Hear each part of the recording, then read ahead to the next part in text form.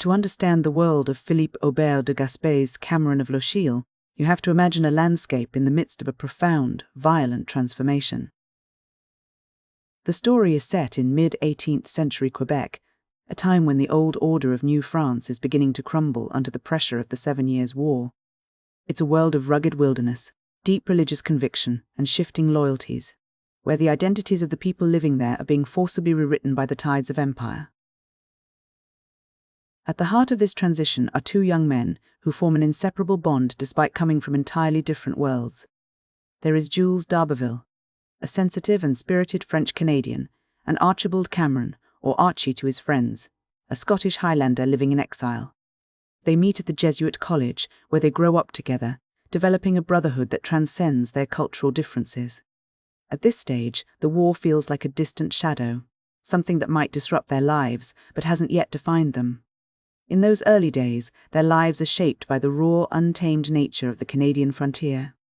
They experience the terrifying beauty of the St. Lawrence River, notably during a life-threatening rescue where Archie performs a death-defying swim to save a man named Dumais.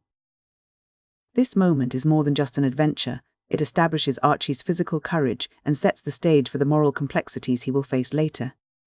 They also encounter the darker side of the local landscape through folklore, specifically the terrifying tales of the witch Le Corriveau, which add a layer of psychological tension to the wilderness they call home. But the peace of their youth cannot last. As the conflict between France and Britain intensifies, the paths of these two friends diverge sharply.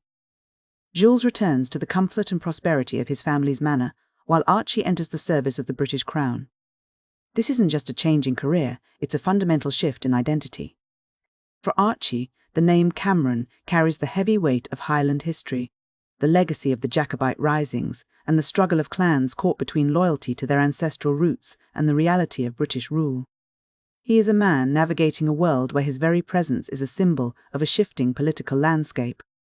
A turning point of the novel arrives with the British invasion of New France in 1759. The war is no longer a rumour, it is a brutal, physical reality. Archie, now a British officer, finds himself caught in a devastating moral trap.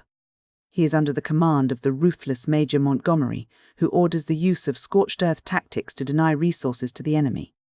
To avoid being branded a coward or a failure in the eyes of his superiors, Archie carries out these orders. He watches as French-Canadian dwellings are put to the torch, including the homes of people he once called friends. This is the darkest moment for Archie. He has fulfilled his military duty, but in doing so, he has betrayed his personal honour and the people who shared his youth. The guilt is a crushing weight. Shortly after these events, Archie is captured by Abenakis warriors. His survival is not a matter of luck, but of a quiet, unrecorded act of grace. Dumais, the soldier Archie saved from the river years earlier, recognises Archie's essential nobility. Driven by a need to atone for his own past failures to protect civilians during the war, Dumais helps Archie escape. As the smoke clears and the British take control, the d'Haberville family faces the grim reality of the new regime. They suffer through famine and financial ruin as the old social structures collapse.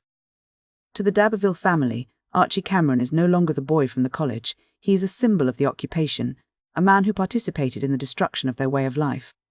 Captain d'Haberville, the family patriarch, views him with a deep, simmering resentment.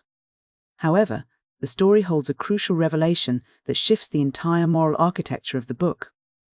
It turns out that while Archie was performing his duties on the battlefield, he was also working quietly in the shadows of the British administration. He used his military influence to intercede with the British governor on behalf of the d'Haberville family. His efforts secured a 2-year reprieve that prevented their immediate deportation and gave them the time necessary to survive the harshest years of the transition. This revelation changes everything.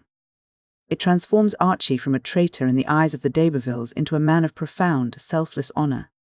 He took a massive risk to his own standing and reputation to perform an act that no one would ever officially credit him for. When Captain d'Haberville realises that the man he despised is the reason his family still has a home, the resentment begins to give way to a complicated kind of respect. As the years pass, the setting shifts to a post-war Canada now firmly under British rule.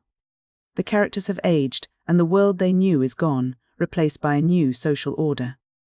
The d'Arberville family has regained their prosperity, and the tension of the war has settled into a quiet, lingering melancholy. This is where the central romantic thread of the novel reaches its conclusion, and it is far from a traditional happy ending. The tension between Archie and Blanche, the daughter of the d'Arberville house, has been a slow-burning current throughout the story. They have the opportunity to find happiness together in this new world, but they are haunted by the ghosts of the past and the requirements of the present. Blanche is a woman of immense principle, and she faces a choice that is as much about cultural dignity as it is about love. In a bittersweet sacrifice, Blanche chooses to remain single. She decides to forgo her love for Archie to preserve her family's honor.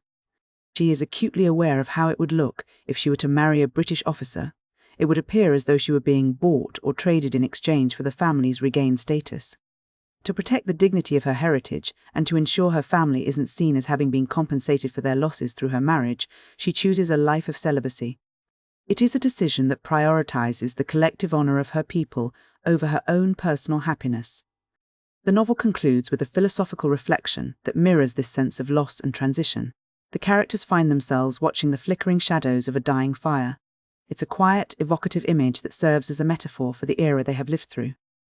The fire is the old world, the French-dominated, colonial society of the mid-18th century, and the shadows are the fleeting, unpredictable shapes of the new one. When we look at the themes of Cameron of Lochiel, several layers emerge. The most obvious is the tension between duty and honor. The book asks whether a man's primary obligation is to his military commission and the laws of the state, or to his personal moral code and his friendships. Archie Cameron spends much of the book struggling to balance these two forces, often feeling that he must sacrifice one to satisfy the other.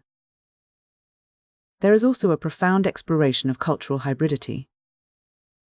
The story doesn't just depict a war, it depicts the messy, painful process of one culture being absorbed into another.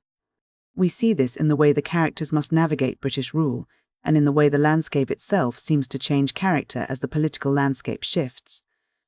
The concept of debt is another recurring motif. There is the literal debt of the d'Arberville family's survival, but more importantly, there is the moral debt that drives the characters. Archie feels a debt to his friends that he tries to pay through secret service. Dumais feels a debt to the people he failed to protect, and Blanche feels a debt to her family's name and her culture's dignity. Ultimately, Philippe Aubert de Gaspé has written a story about the cost of living through a turning point in history. It's a book that suggests that while individuals can achieve great acts of honor, those acts often come at a personal price. The characters find a way to survive and even to thrive again. But they do so in a world that is fundamentally different, carrying the scars of their choices and the quiet weight of what they had to leave behind. It's a meditation on the transient nature of life, and the enduring, often painful, importance of staying true to one's sense of self, even when the world is demanding you be someone else.